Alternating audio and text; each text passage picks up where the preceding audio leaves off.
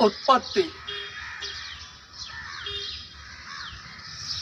अध्याय 17। वाचा का चिन्ह। खतना। जब अब्राम 99 वर्ष का हो गया तब यहोवा ने उसको दर्शन देकर कहा, मैं सर्वशक्तिमान ईश्वर हूँ, मेरी उपस्थिति में चल और सिद्ध होता जा। मैं तेरे साथ वाचा बांधूंगा और तेरे वंश को अत्यंत ही बढ़ाऊंगा।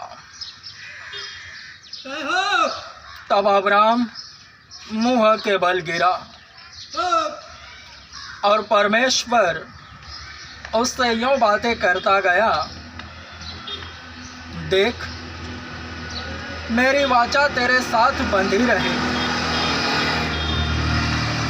इसलिए तू जातियों के समूह का मूल पिता हो जाएगा। इसलिए अब से तेरा नाम अब्राम न रहेगा,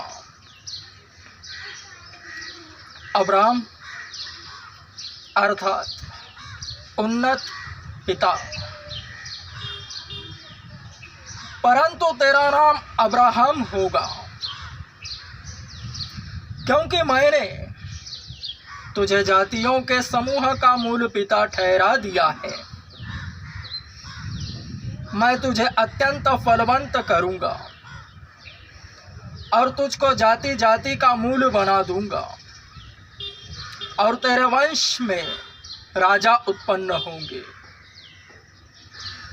और मैं तेरे साथ और तेरे पश्चात पीढ़ी पीढ़ी तक तेरे वंश के साथ भी इस आशय की युग युग की वाचा बांधता हूँ कि मैं तेरा और तेरे पश्चात तेरे वंश का भी परमेश्वर रहूँगा।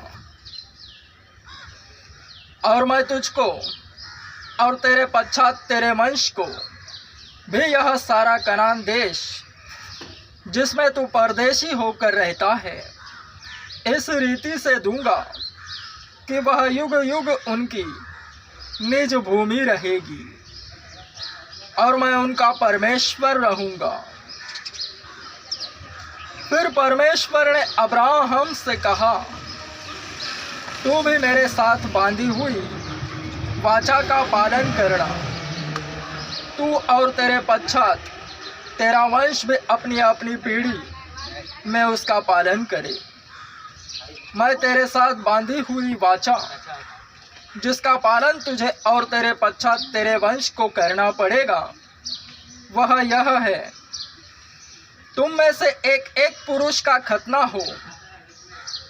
तुम अपनी अपनी खलड़ी का खतना करा लेना, जो वाचा मेरे और तुम्हारे बीच में है, उसका यही चिन्ह होगा। पीढ़ी पीढ़ी में केवल तेरे वंश ही के लोग नहीं, पर जो तेरे घर में उत्पन्न हुआ हो अथवा परदेशियों से रूपा देकर मोल लिया जाए, ऐसे सब पुरुष भी जब 8 दिन के हो जाए तब उनका खतना किया जाए। जो तेरे घर में उत्पन्न हो अथवा तेरे रूपे से मोल लिया जाए, उसका खतना अवश्य ही किया जाए। इस प्रकार मेरी वाचा जिसका चिन्ह तुम्हारी देह में होगा वह युग युग रहेगी। जो पुरुष खतनाहित रहे अर्थात जिसकी खलड़ी का खतना न हो, वह प्राणी अपने लोगों में से नष्ट किया जाए, क्योंकि उसने मेरे साथ बांधी हुई वाचा को तोड़ दिया। फिर परमेश्वर ने अब्राहम से कहा, तेरी जो पत्नी सारै है उसको तू अब सारै न कहना, उसका नाम सारा होगा। मैं उसको आशीष दूंगा और तुझको उसके द्वारा एक पुत्र दूंगा, और मैं उसको ऐसी आशीष दूंगा कि वह जाति जाति की मूल माता हो जाएगी और उसके वंश में राज्य राज्य के राजा उत्पन्न होंगे। तब अब्राहम मुंह के बल गिर पड़ा और हंसा और मन ही मन कहने लगा, क्या 100 वर्ष के पुरुष के भी संतान होगी? और क्या सारा जो 90 वर्ष की है पुत्र जनेगी? और अब्राहम ने परमेश्वर से कहा, इश्माएल तेरी दृष्टि में बना रहे, यही बहुत है। तब परमेश्वर ने कहा, निश्चय तेरी पत्नी सारा के तुझसे एक पुत्र उत्पन्न होगा और तू उसका नाम इसहाक रखना, और मैं उसके साथ ऐसी वाचा बांधूंगा जो उसके पश्चात उसके वंश के लिए युग युग की वाचा होगी। इश्माएल के विषय में भी मैंने तेरी सुनी है, मैं उसको भी आशीष दूंगा और उसे फलवंत करूंगा और अत्यंत ही बढ़ा दूंगा।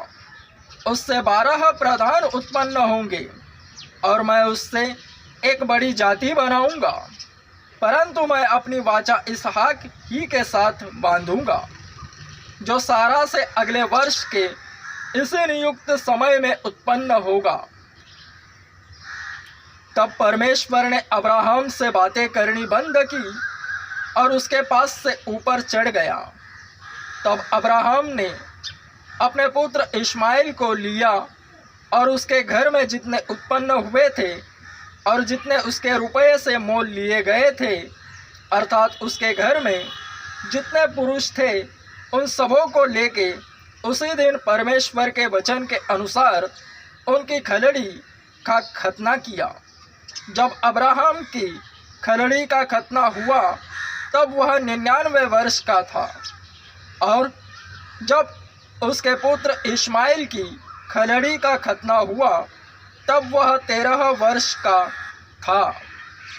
अब्राहम और उसके पुत्र इश्माएल दोनों का खतना एक ही दिन हुआ, और उसके घर में जितने पुरुष थे जो घर में उत्पन्न हुए तथा जो परदेशियों के हाथ से मोल लिए गए थे, सबका खतना उसके साथ ही हुआ।